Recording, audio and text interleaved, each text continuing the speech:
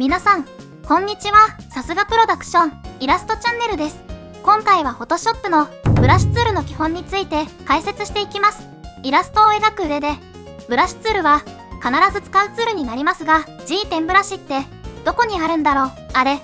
水彩ブラシってないんだ。G10 ブラシや水彩ブラシといったいわゆる便利ブラシが一つもなく、やっぱり Photoshop ってハードルが高そう、理解が難しく、敷居が高いというイメージが先行して、Photoshop を諦める原因の一つになっています。ですが、ブラシツールの使い方はとてもシンプルですので、ぜひこの動画を最後までご覧いただいて、ブラシツールの最初のハードルを突破する力になれたら嬉しいです。ブラシツールの基本について、大きく4つに分けて解説していきます。1つ目は、ブラシツールの使い方と特性。2つ目は、ブラシの調整方法。3つ目は、カラーの変更。4つ目は、カスタマイズ。それでは、1つずつ、順を追って解説を行います。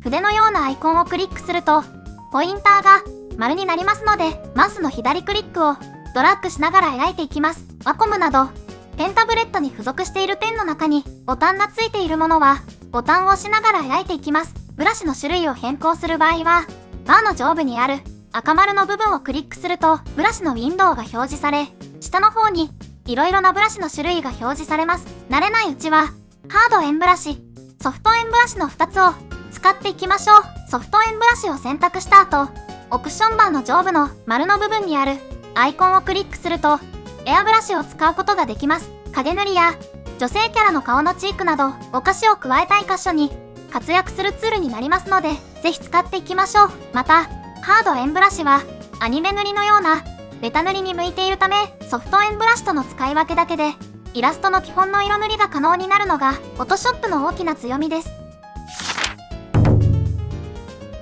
ブラシの調節方法ですが、いくつか種類がありますので、3つに分けて解説していきます。1つ目は、サイズの調整。ブラシのウィンドウから直径と硬さのステータスバーからブラシの大きさと硬さを調整することができます。ブラシの直径のスライダーを右にスライドするとサイズが大きくなり、左にスライドするとサイズが小さくなります。また、直径の横にあるボックスから数値を入力しても大きさがピクセル単位で反映されます。ブラシの硬さを変更する場合も同様にステータスバーのスライダーやボックスに数値を入力することで変更ができます。ハード円ブラシはデフォルトでは 100% になりますが、このように硬さを 50%、25% と変更すると先端の輪郭がぼやけた円に変わっていきます。2つ目は不透明度、流量。オプションバーからブラシの不透明度と流量を変更することで表現の幅を広げることができます。不透明度はレイヤーの不透明度の変更と考え方は基本的に同じになり、不透明度を下げると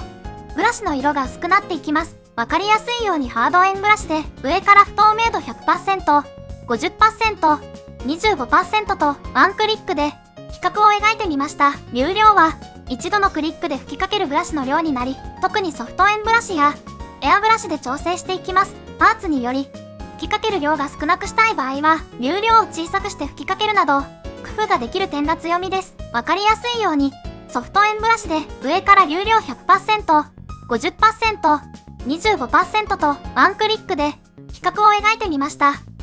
3つ目はブラシの間隔。オプションバーの右側にある丸の部分をクリックするとブラシ設定のパネルが展開されます。ブラシの硬さの下にある間隔がハード円ブラシでは 5% など1桁の数字になっていますが、このスライダーを右にスライドすると線がだんだん点になり、さらにスライドすると点の幅が広がっていきます。等間隔で点を描きたい場合におすすめです。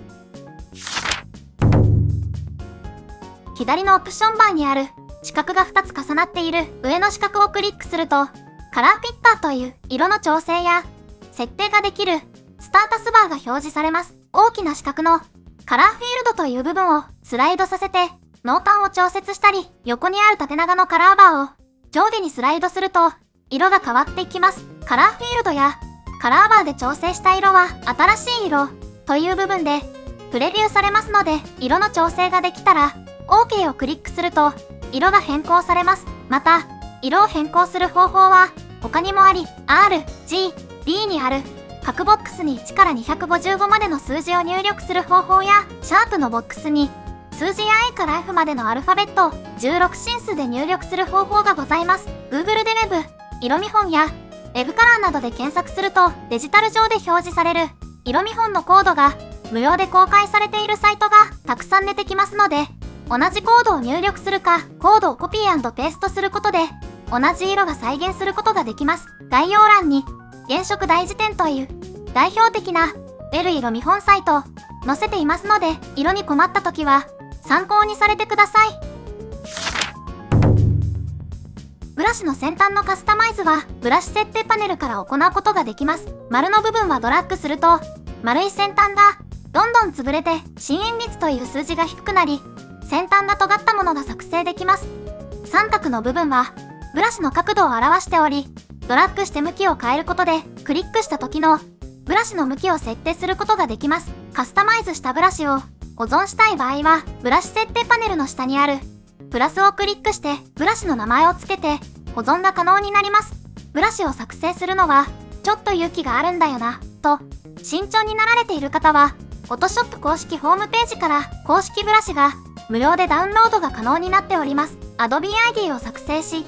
ログインしている状態でダウンロードできるコンテンツとなっていますが、無料で様々な種類のブラシが3ヶ月おきに追加されています。概要欄のリンクからぜひともダウンロードされてください。